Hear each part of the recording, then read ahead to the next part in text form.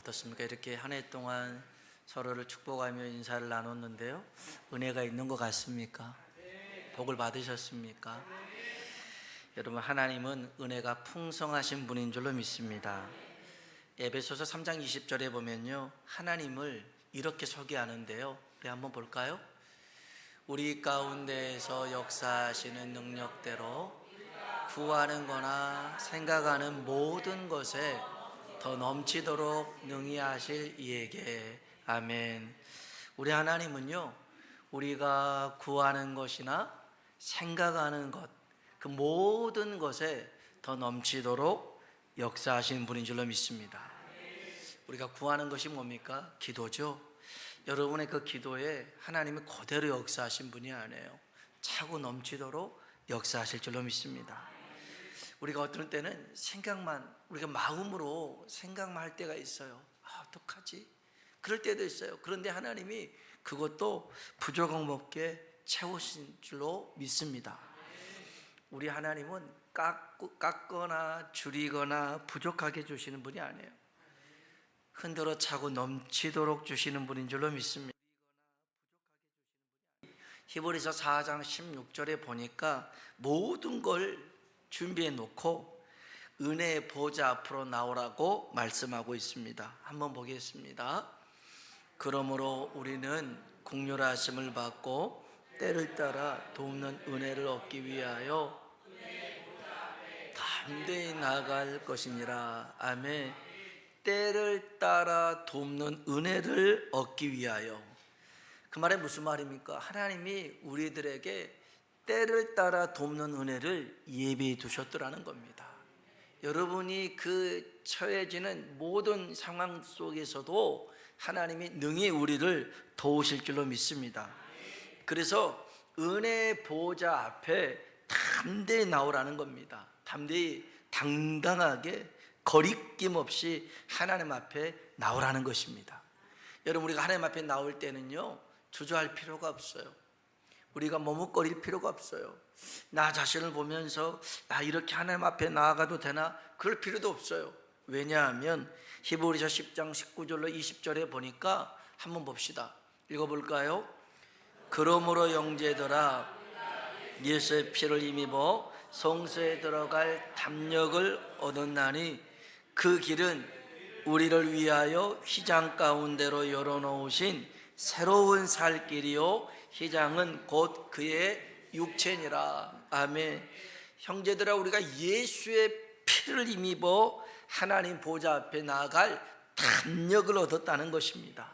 예수님이 그 십자가에서 피를 쏟고 또 못을 박히고 살이 찢김으로 말미암아 하나님 앞에 나아갈 수 있는 그 모든 길이 열려진 줄로 믿습니다. 오늘 저와 여러분이 예수님을 힘입어서 하나님의 은혜를 풍성하게 누리는 시간 되길 주의 이름으로 축원합니다. 우리 교회는 새벽과 저녁으로 기도회를 갖고 있죠. 새벽 5시에 그리고 저녁 7시 30분에 기도회를 갖습니다. 왜 시간을 이렇게 친절하게 말해줄까요? 나오라는 거겠죠. 나오라는 겁니다.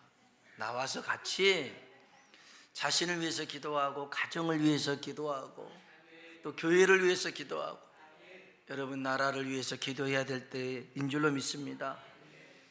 요 근래 새벽 기도에 나오시는 분이 적어졌어요.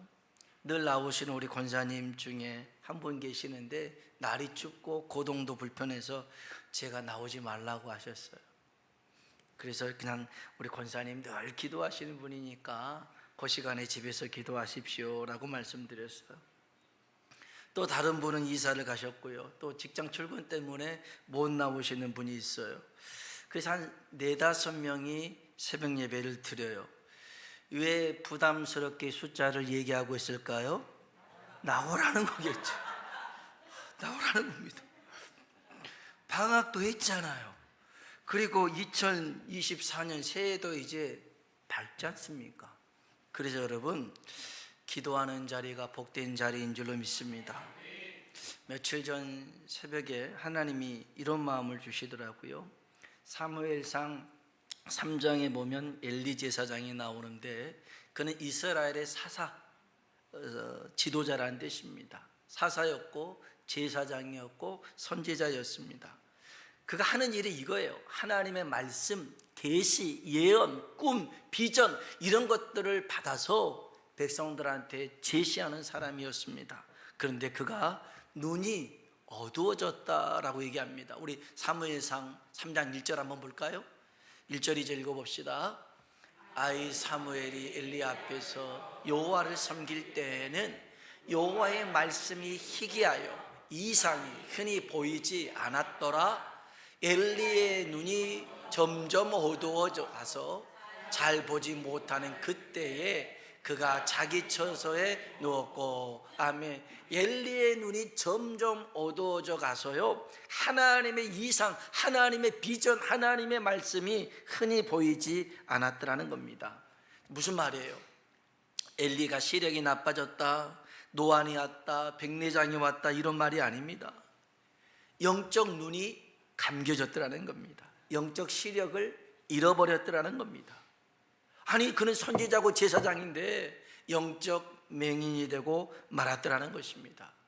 이것은 엘리 한 사람만의 문제가 아니었어요. 그 시대가 영적 어둠에 사로잡혀 있었습니다. 그래서 어둠 속에 사는 사람들이 뭘 합니까? 죄를 저지릅니다. 범죄합니다. 근데 그것을 당연하게 여겼더라는 것입니다. 엘리라는 사람은요, 영적 암흑기라는 사사시대, 한 400년 동안 됐어요. 이 사사시대가 그 끝자락에 있었던 사람이 엘리였습니다. 어둠을 당연하게 여기고 죄를 쉽게 여기고 자기 하고 싶은 대로 사는 시대였죠. 다른 사람은 다 그렇다 치더라도 엘리는 달라야 했습니다. 그는 사사였잖아요. 그는 제사장이었잖아요. 그는 선지자였잖아요. 엘리만이라도 깨어서 불을 밝히고 있어야 되는데 그가 어둠에 잠들어 있었더라는 겁니다. 그가 어둠 속에 머물러 있었더라는 것입니다. 하지만 하나님의 은혜의 등불은 어린 사무엘을 통하여서 켜져 있었더라는 것입니다. 사무엘상 3장 3절 볼까요? 읽어봅시다. 하나님의 등불은 아직 꺼지지 아니하였으며 사무엘은 하나님의 궤에 있는 여호와의 전 안에 누웠더니, 아멘. 세상이 깜깜했는데 하나님의 등불은 아직 뭐하지 않았어요? 꺼지지 않았대요. 여러분, 하나님의 등불을 잠언 20장 27절에는 뭐라고 한 줄 아세요? 한번 볼까요? 읽어봅시다. 사람의 영혼은 여호와의 등불이라 사람이 깊은 속을 살피느니라. 아멘. 사람의 영혼은 뭐라고요? 여호와의 등불이라는 거예요. 하나님의 등불이 꺼지지 않았다. 그 사무엘상 3장 3절에 그러면 그 하나님의 등불이 누구겠어요? 어린 사무엘이었더라는 겁니다. 한 사람 통해서 어두운 세상에 소망의 불빛이 되었더라는 것이죠. 여러분, 그래서요, 적은 물이라고 할지라도 낙심해서는 안 될 줄로 믿습니다. 불빛 하나하나가 모여 큰 불빛이 됩니다. 화력을 뿜어내고요, 화강을 내비치게 됩니다. 할렐루야. 자, 이 정도 했으면 이제 무슨 말인 줄 알겠죠? 뭐 하라는 소리예요? 나오라는 소리겠죠. 나오라는 소리입니다. 이제 내일 저녁 기도회부터, 그리고 오늘 저녁 성구영신 예배가 있으니까 내일 새벽 예배는 하지 않습니다. 화요일날 새벽부터 여러분의 얼굴을 볼 수 있길 간절히 부탁을 드립니다. 우리 한번 옆 사람 보고 인사합시다. 당신은 엘리가 아닙니다. 사무엘입니다. 한 번 더요. 하나님의 등불이 됩시다. 아멘. 여러분, 한 사람이 하나님의 등불이 될 수 있습니다. 그 불빛으로 많은 사람을 생명의 길로 인도하는 사람 되길 축복합니다. 요한복음 4장에 보면 예수님이 사마리아 여인과 우물가에서 이야기하는 내용이 나옵니다. 주님이 여인에게 물 좀 달라고 합니다. 주님이 목말라서 부탁한 것도 있지만 이 물이라고 하는 것은 이 여인과 이야기를 나눌 접촉점이었습니다. 접점이었어요. 우물가에서 물 길러 온 여인에게 물 좀 달라고 하신 예수님은 영원한 생명수, 영원한 생명샘인 줄로 믿습니다. 근데 여인은 주님이 그런 분이라는 것을 알지 못했어요. 그래서 지나가는 유대인 나그네 정도 생각했어요. 그래서 물 좀 달라고 하니까 퉁명스럽게 거절 아닌 거절을 합니다. 왜 유대인이 사마리아인에게 말을 걸어요? 라고 퉁명스럽게 얘기합니다. 이때 주님이 오늘 본문에 보면 16절에 가서 내 남편을 불러오라고 말씀하시죠. 16절 한번 볼까요? 읽어봅시다. 이르시되 가서 내 남편을 불러오라. 아멘. 내 남편을 불러오라. 지금 물 얘기하다가 남편 얘기로 화제가 바뀐 겁니다. 남편 데리고 와라. 깜짝 놀랐어요. 나 남편 없는데요. 그렇게 얘기합니다. 맞다.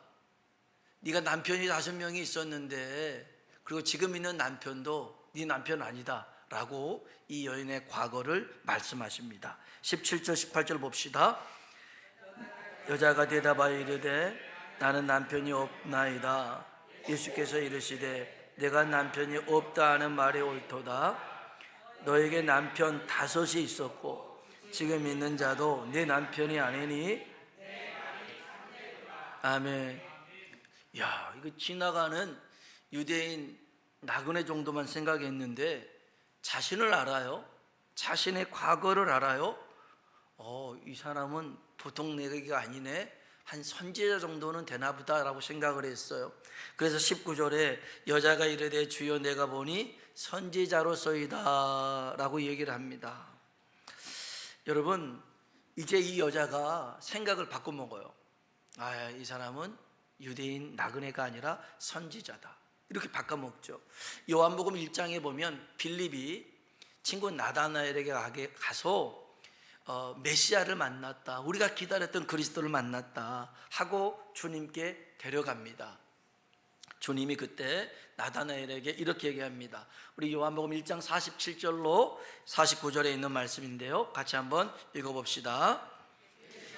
나다나엘이 자기에게 오는 것을 보시고 그를 가리켜 이르시되 이는 참으로 이스라엘 사람이라 그 속에 간사한 것이 없도다.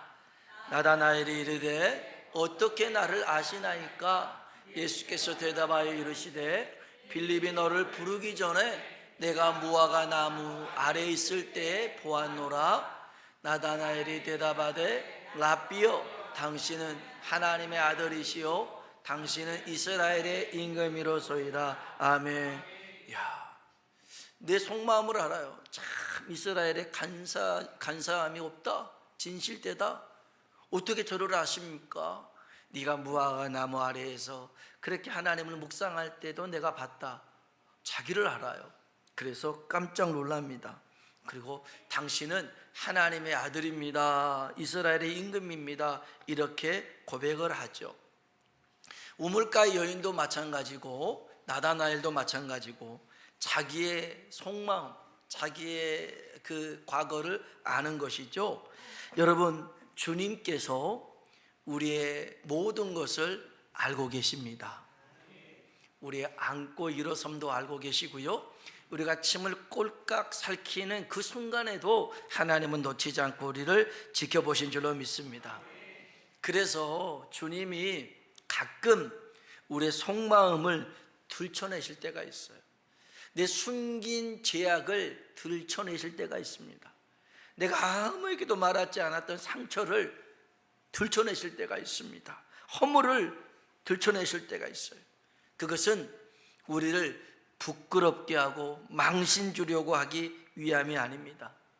마가복음 2장 17절에 보니까요, 한번 볼까요? 읽어봅시다. 예수께서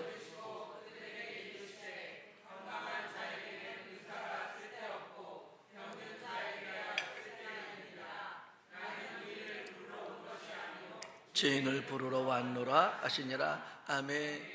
아멘. 건강한 자에게는 의사가 쓸데없고 병든 자에게 쓸데가 있는데 나는 의인을 부르러 온 게 아니라 죄인을 부르러 왔더라는 겁니다.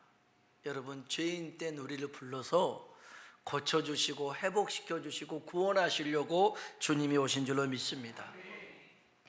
그래서 여러분, 주님이 우리의 속마음을 꼭 집어서 얘기하실 때, 또 주변을 통해서 하나님 말씀을 통해서 그 죄를 드러나게 하실 때가 있어요. 여러분, 숨기려고 하지 말고요, 더 감추려고 하지 마세요. 그렇게 주님이 말씀하실 때 아닌 척 하지 마세요. 나 안 했는데요, 안 한 척 하지 마세요. 그냥 인정하세요. 내가 바로 그 사람입니다. 내가 바로 그 사람입니다. 여러분, 은혜의 시작은요, 하나님 앞에서 자신을 인정하는 데 있습니다. 다윗의 위대함은 범죄하지 않아서가 아니에요.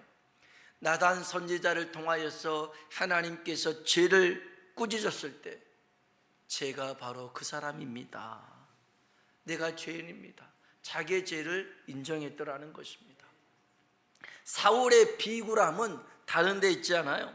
똑같이 범죄했습니다.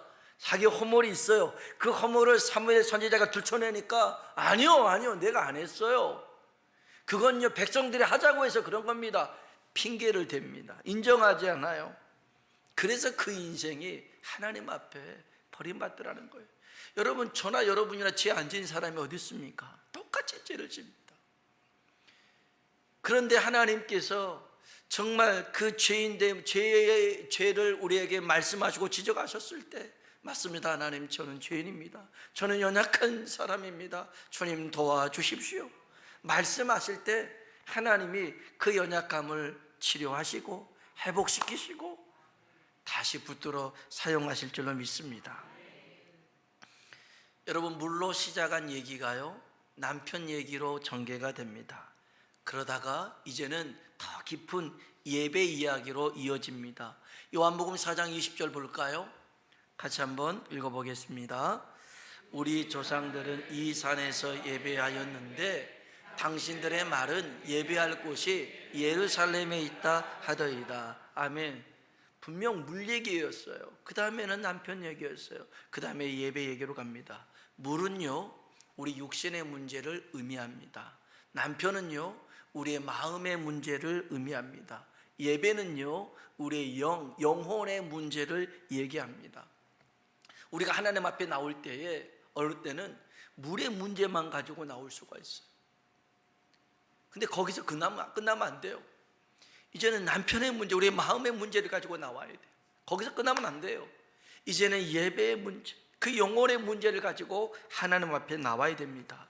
더 깊은 영적 은혜를 경험해야 될 줄로 믿습니다. 여인이 예배 장소 얘기합니다. 그러니까 주님이 예배 장소보다 예배 때가 더 중요하단다, 예배의 시간을 말씀하십니다. 21절 볼까요? 읽어봅시다. 예수께서 이르시되 여자여, 내 말을 믿으라. 이 산에서도 말고 예루살렘에서도 말고 너희가 아버지께 예배할 때가 이르리라. 아멘. 아멘. 예배의 장소보다 중요한 건 예배 때, 예배 시간이라는 거예요. 그리고 그보다 더 중요한 게 있더라는 겁니다. 그것은 예배의 자세라는 것입니다. 어떻게 예배를 드려야 되느냐? 23절 24절입니다 읽어볼까요? 아버지께 참되게 예배하는 자들은 영과 진리로 예배할 때가 오나니 곧 이때라. 아버지께서는 자기에게 이렇게 예배하는 자들을 찾으시느니라. 하나님은 영이시니 예배하는 자가 영과 진리로 예배할지니라. 아멘. 아멘. 아멘. 다시 얘기합니다. 여러분, 예배 장소보다 중요한 것은 예배 시간입니다.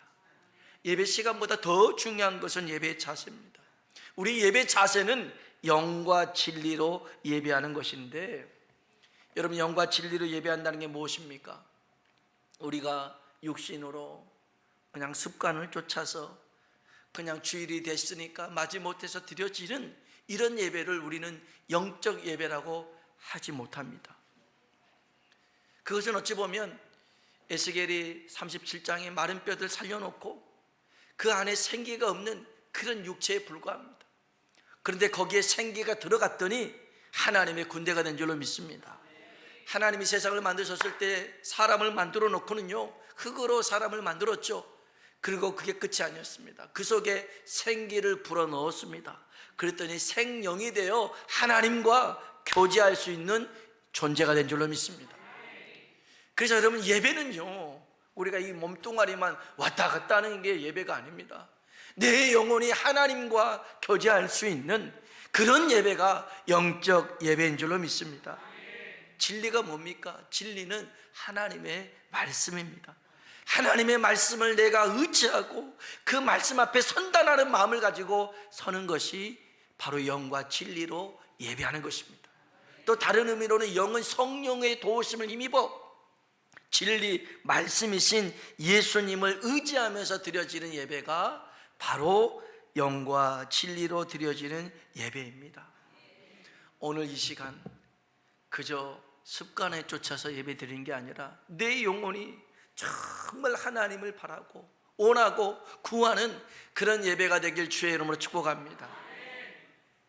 이 여인이 물로 얘기했다가 남편으로 얘기했다가 예배, 이 모든 문제가 어디서 해결이 되냐면 예수님을 만나면 해결될 줄로 믿습니다. 이 여인이 그럽니다. 이렇게 얘기하니까 그래요, 메시아 그리스도가 오면 해결될 겁니다 라고 얘기합니다.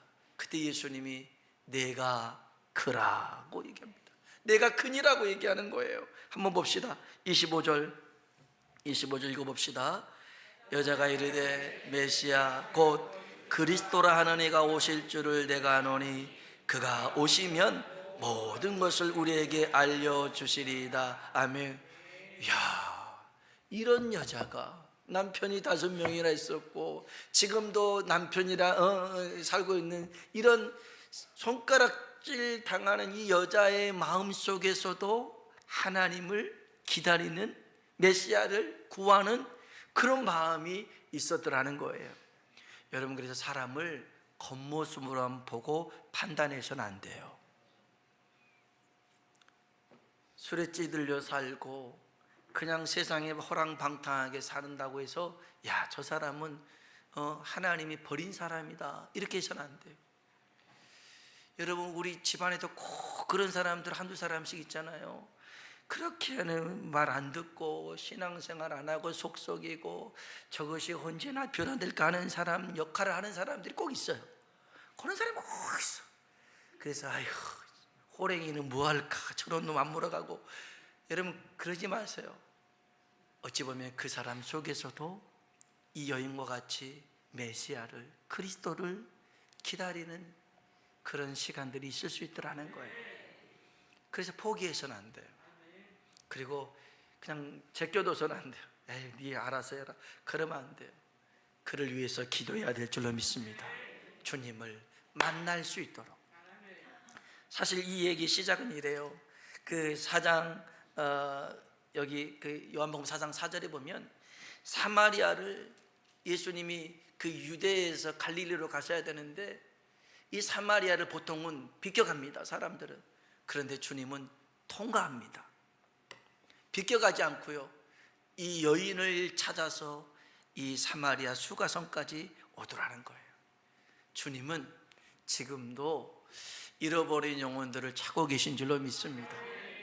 그저는 포기하지 말고요. 여러분, 또 기억해야 될 게 있습니다. 우리 인생이 언제 변화가 되냐면 하나님을 만날 때, 하나님으로 내 영혼이 채워졌을 때 그때 변화되고 새로워질 줄로 믿습니다. 인생 전도자 솔로몬이 사람에게는 오직 하나님만으로 채울 공간이 있다고 얘기합니다. 전도서 3장 10절입니다. 한번 볼까요? 하나님이 인생들에게 노고를 주사 애쓰게 하신 것을 내가 보았노라. 이 말씀이 아닌데 제가 한번 다시 볼게요. 전도서 제가 잘못 적어줄 수도 있고요. 전도서 3장 11절까지였는데 제가 11절에는 이런 말씀이 있어요.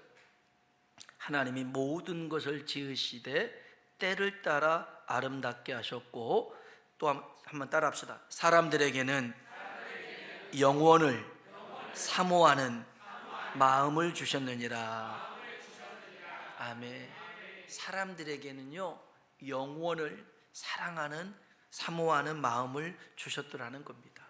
그러니까 여기 우리 마음 한켠에 영원, 하나님을 사모하는 공간을 뒀어요. 근데 이게 채워지지 않잖아요. 밑 빠진 그 독과 같이 계속 채워놔도 쏟아질 수밖에 없어요. 하나님을 만나야 이 부분들이 채워지게 되고 만족하게 될 줄로 믿습니다.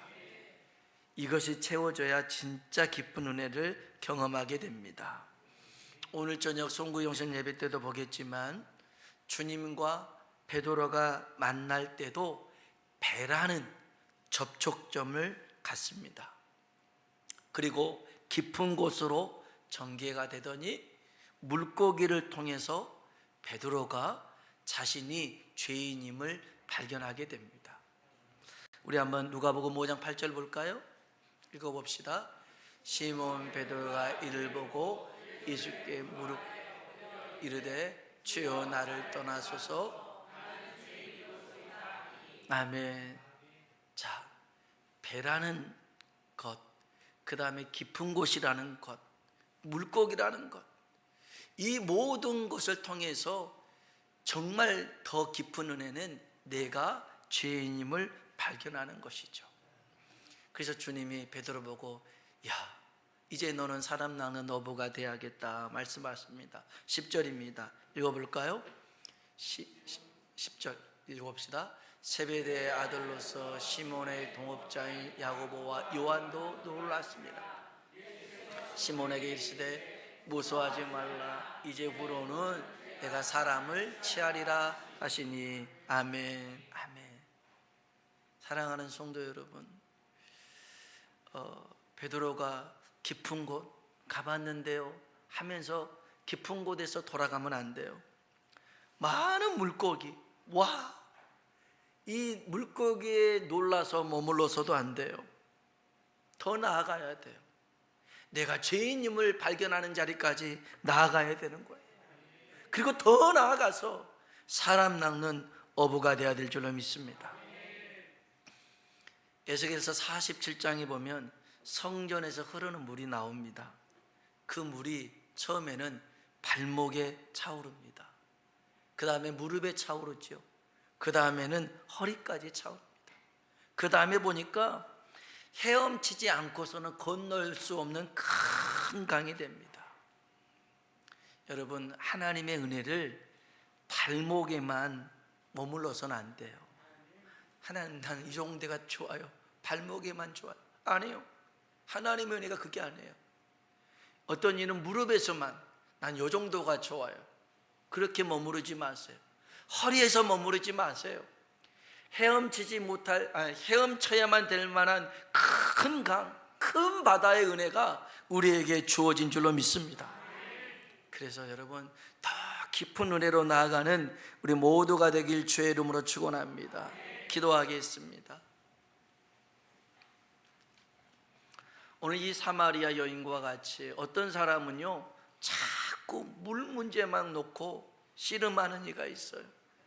맨날 물 들어와야 되니까 이 물 문제만, 육신의 문제만을 가지고 씨름하는 이가 있고요, 어떤 이는 이제는 남편의 문제, 그 마음의 문제, 숨겨뒀던 그 상처, 죄악의 문제를 가지고 나온 이들도 있어요.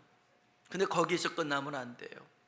우리 영혼의 문제, 예배의 문제, 하나님과 만남의 문제까지 나아가야 됩니다. 더 깊은 은혜, 우리 영혼의 문제를 주님 앞에 쏟아내야 되는 거예요. 그럴 때 주님이 말씀하십니다. 내가 크니라, 내가 크니라. 오늘도 주님은 우리를 만나 주시려고 우리의 육신의 문제만이 아니라 마음의 문제만이 아니라 우리의 영혼의 문제를 회복하고 치유하시려고 우리를 부르신 줄로 믿습니다. 하나님, 이 시간 하나님 앞에 내 마음을 쏟아놓습니다. 내 영혼이 하나님을 찾고 구합니다. 하나님 은혜를 베풀어 주시옵소서. 우리 다 같이 한번 기도하겠습니다. 하나님 아버지, 감사합니다.